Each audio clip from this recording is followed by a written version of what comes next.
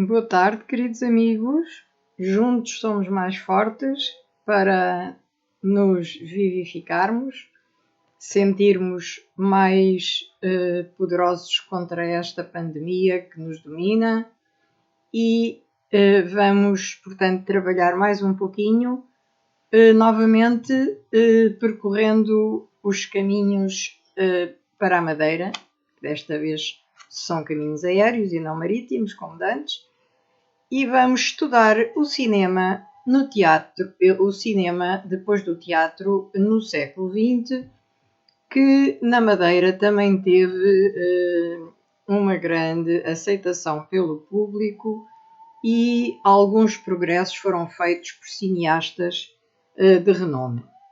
Claro que se tratava do cinema mudo naquela época, mas que evoluiu e a Madeira não ficou para trás nessa evolução que se deu através de todo o mundo, e Portugal será estudado a seguir à Madeira e possivelmente levará uns 4 lives, porque a nossa produção cinematográfica portuguesa e as várias empresas que foram criadas foram muitas, e é de grande interesse estudar o cinema em Portugal na época da Grande Guerra e durante o século XX. Mas hoje vamos ficar com a nossa bela pérola do Atlântico e cá vamos então ler o texto que eu escrevi no livro A Verdade Madeirense e a Grande Guerra e que vai dar-nos algumas instruções ou algumas informações muito sucintas. Como todo este livro, em cada um destes capítulos sobre arte, foi escrito sobre então o que se desenrolou na Madeira relativamente ao cinema. Vou começar a ler o texto. O cinema mudo imperava na Europa, acontecendo o mesmo na Madeira. Por norma, cada sessão de cinema era composta por 10 a 12 películas de atualidades internacionais, outras de cunho dramático, e havia ainda películas de caráter humorístico. O início das sessões de cinema eram marcadas pelo toque estridente de uma campainha elétrica para que os elementos do público que ainda não estivessem sentados na sala fossem rapidamente ocupar os seus lugares.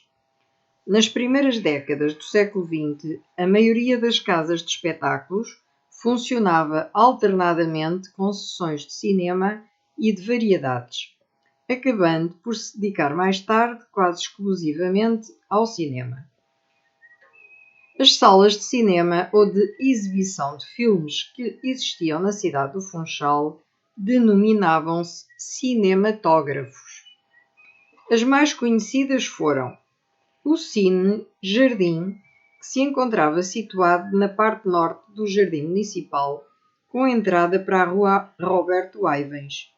Funcionou por mais de uma vez no Jardim da Rainha Dona Amélia. As classes populares frequentavam habitualmente este cinematógrafo, onde o ecrã era colocado no coreto quando se exibia qualquer fita, que era assim designada. O filme era designado fita, porque efetivamente corria numa fita e portanto daí a designação.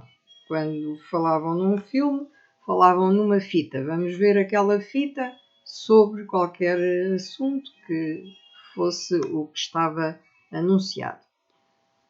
Geriram esta casa de espetáculos Coibem Jardim e Humberto Müller. O operador de cinema José de Sousa trabalhava no Cine Jardim depois de se ter iniciado no Salão Ideal e operado noutros cinemas. O cinema Almirante Reis ficava situado no Armazém, no campo Almirante Reis, anteriormente Praça Dom Carlos, próximo do Largo do Poço, em frente da Rua de Santa Maria. A maioria dos seus espectadores provinha do bairro de Santa Maria. O Cine Vitória, integrado no Casino Vitória, que se situava na Rua Alexandre Herculano, era frequentado especialmente pela colónia de estrangeiros, tendo sido gerido pela empresa do Casino Vitória. O pavilhão Paris, construído pela empresa Sousa Sá Barreto, foi inaugurado em 1911. Com entrada para a Rua João Tavira, apresentava as novidades do cinema ao som de uma grafenola colocada na rua. Exibiu a fita Tropas Portuguesas no Front, distribuído pela Pathé e produzido pela secção cinematográfica do Exército. Aí se apresentaram inúmeros grupos de variedades, revista e opereta. O Salão Central situava-se na Rua da Queimada de Baixo e apresentava uma orquestra que tocava no intervalo das sessões de variedades, bailados, cançonetas, duetos e outros números de palco. O Salão Ideal, situado no Armazém, na Rua 31 de Janeiro, que fazia esquina com a Rua Figueira da Preta, apresentava cinema e variedades. Aí se projetou o filme Os Funerais do Rei Eduardo VII de Inglaterra. Este cinema possuía um piano elétrico que oferecia música clássica durante os espetáculos.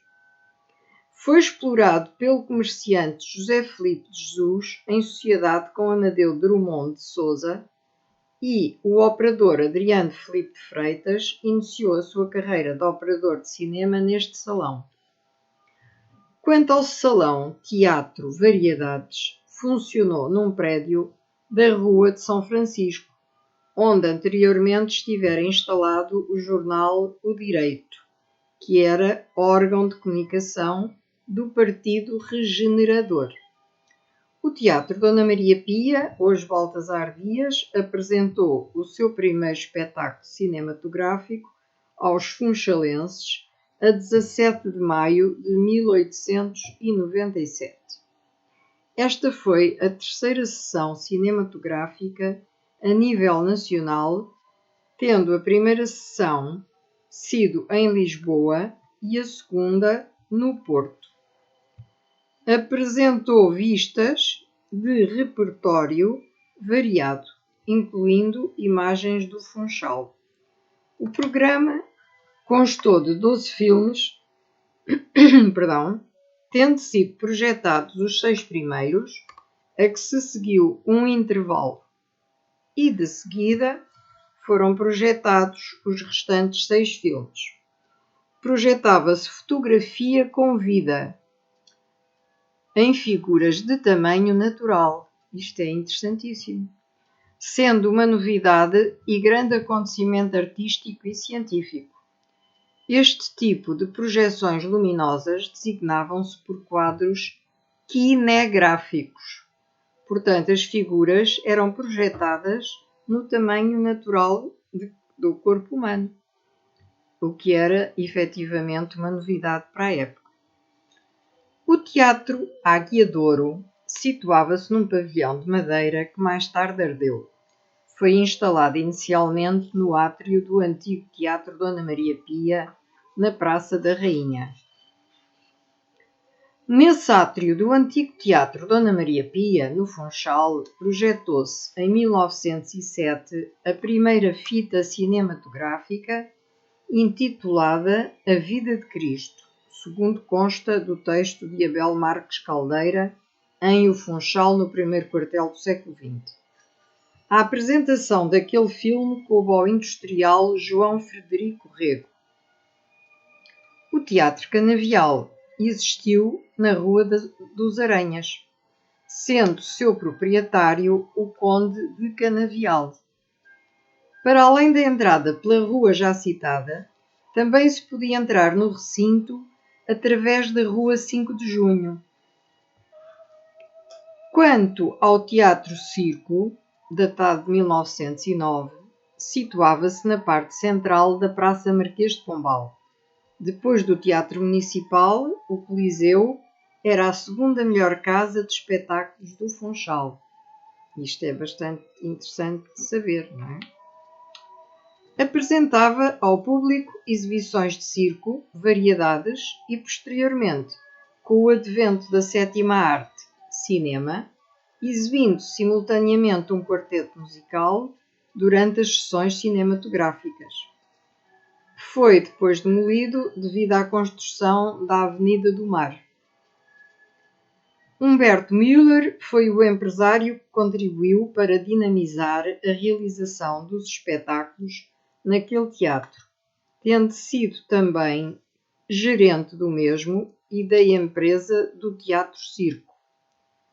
No Teatro Circo foram homenageados com uma récita em junho de 1922 os aviadores portugueses Gago Coutinho e Sacadura Cabral, tendo sido exibido o filme Raio de Lisboa, Rio de Janeiro.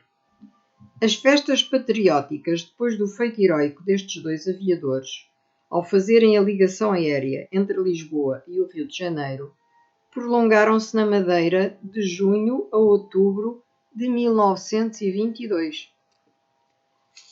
No Teatro Circo foram homenageados com uma récita em junho de 1922 estes aviadores e, portanto, as fitas de cinema mudo com legendas subsequentes às imagens eram projetadas nos inícios da sétima arte sobre uma tela em tecido de linho ou algodão, muitas vezes marginada por cortinas à volta.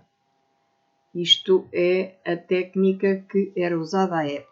Portanto, as fitas de cinema mudo com legendas subsequentes às imagens eram projetadas nos inícios da sétima arte sobre uma tela em tecido de linho ou algodão, muitas vezes marginada por cortinas à volta. Apresentava um aspect ratio de 1,33, ou seja, cada 1 cm de altura correspondia a 1,33 de largura. Tinham como suporte uma película de 8 mm fabricada com nitrato de celulose, um produto químico muito inflamável que provocava frequentemente incêndios nos laboratórios. O cinema desde sempre atraiu multidões. Muito antes de se pensar na sua rápida evolução e expansão, permitindo a passagem ao cinema sonoro em 1927. Portanto, o cinema mudo deixou de ser mudo em 1927, quando passou a ser cinema sonoro. E depois passou ainda a ser cinema falado, mas mais tarde, por volta dos anos 40. Nessa fase da história do cinema, as películas de 16 mm ou de 35 mm, portanto já para além das películas de 8 mm, passou-se às películas de 16 mm e depois às de 35 mm. E eram confeccionadas em acetato de celulose, que, embora fosse ignífero, era perecível. A leitura da banda sonora incorporada na película era analógica. Para a audição do som, utilizava-se uma coluna mono colocada por detrás ou por debaixo do ecrã. Posteriormente chegaria ao CinemaScope, onde a cor e o som conseguiam retratar a realidade com mais precisão. Portanto, a evolução do cinema foi constante desde o início e não pararam de evoluir até hoje.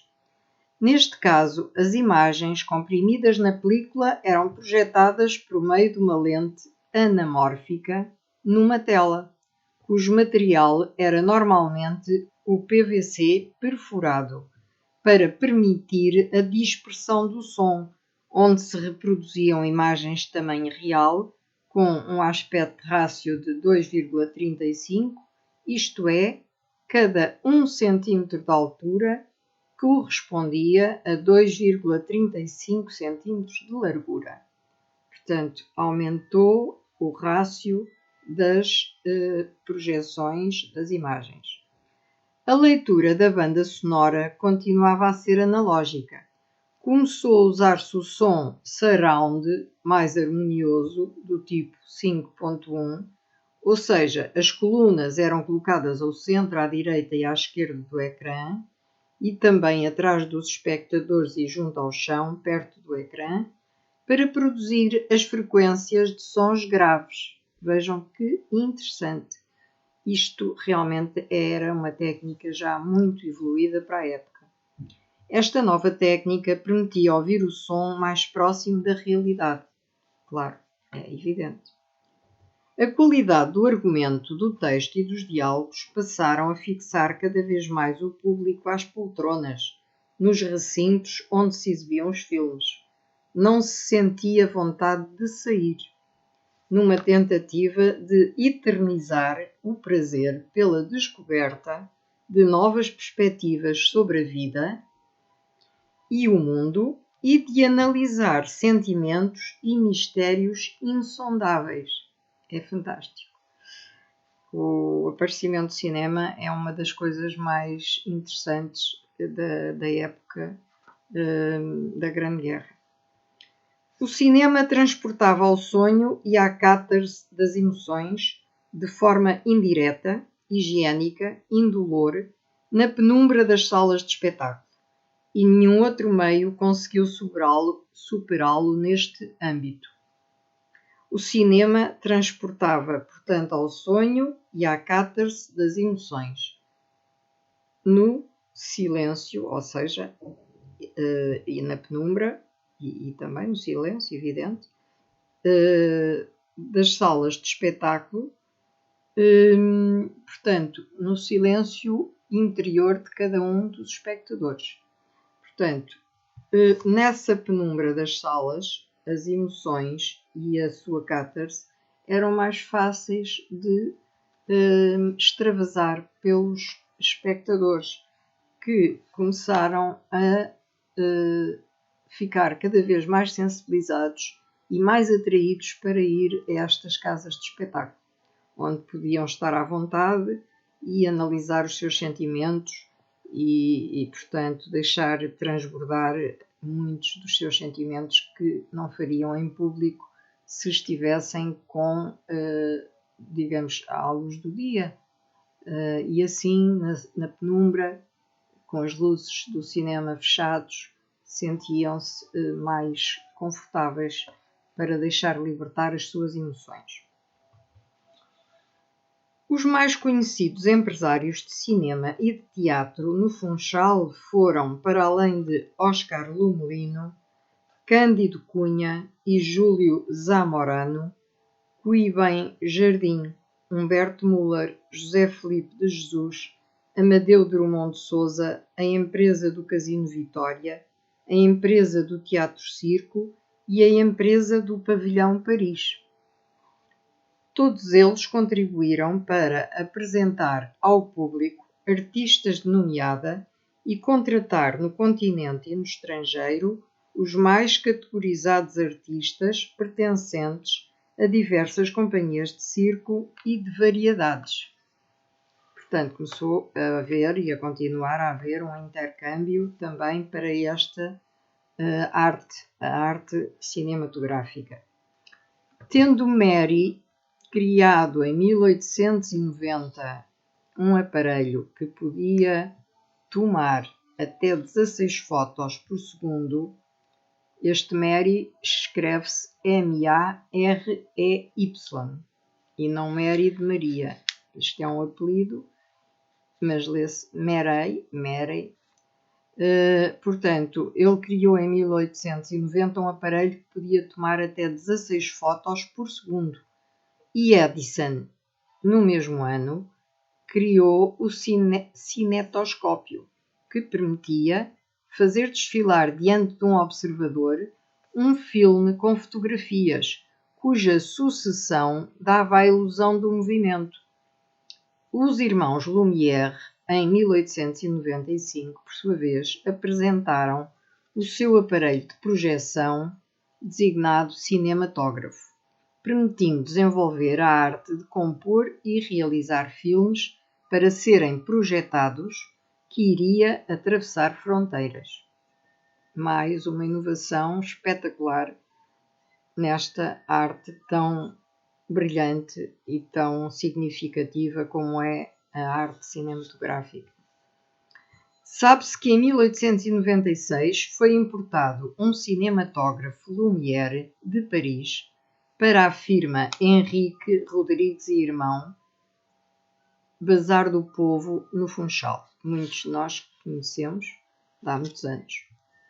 Podia ler-se no Diário Notícias Funchal um anúncio com o seguinte teor: em 1986-1987, no Funchal, compra capa, kinematógrafo, mais estreia, empresa HQ Rodi e Irmão. Na verdade, esse magnífico aparelho destinava-se a registar imagens para as projetar animadas sobre uma tela.